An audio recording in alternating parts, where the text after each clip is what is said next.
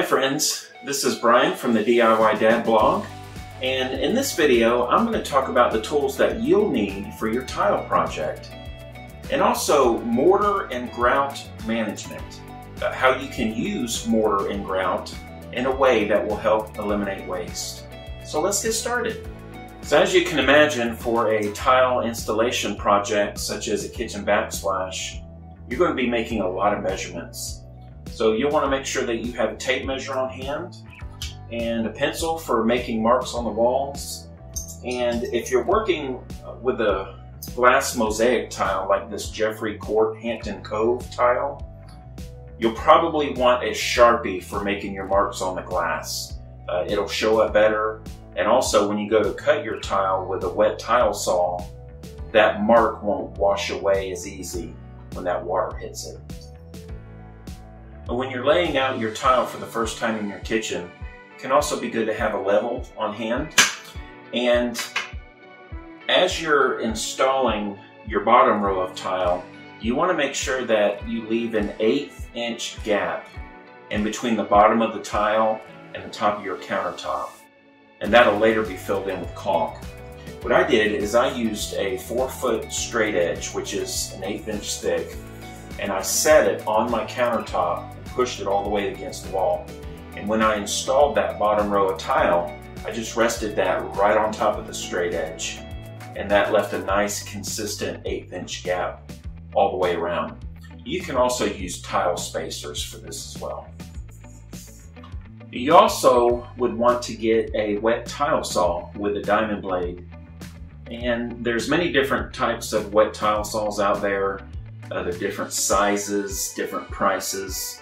You just need to determine which size tile saw that you think you'd need for your project. And there's also the option of renting a tile saw if you have a large tile project. And another handy tool to have is a pair of tile nippers. And this is good for making small trim adjustments, cutting your tile. Another very important tool to have for your project is the trowel. And the trowel can come in different sizes. The notches that are on the trowels come in different sizes, different styles. There's the V-notch trowel, which is what this is. There's also square notch.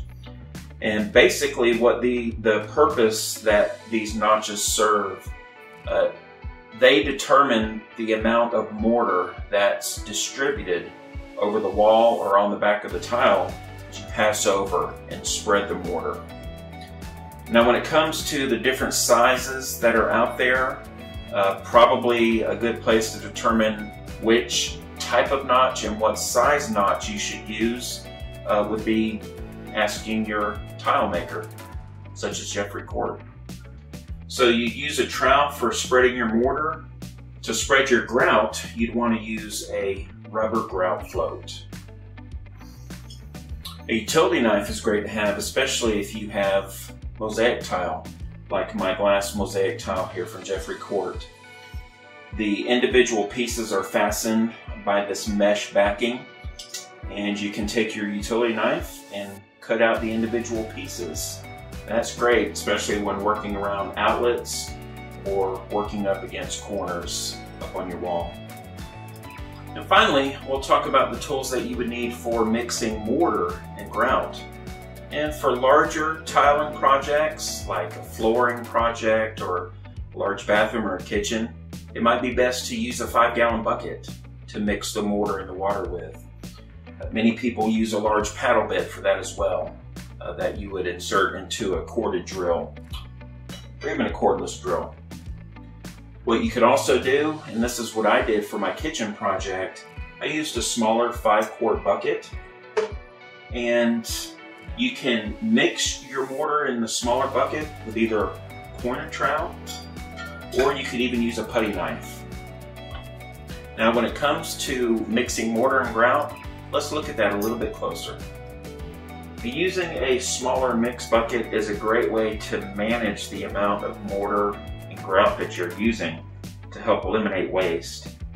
And this is good for smaller tiling projects or tiling projects where you anticipate being interrupted a lot and may have to stop working and come back, like I had to do in this kitchen.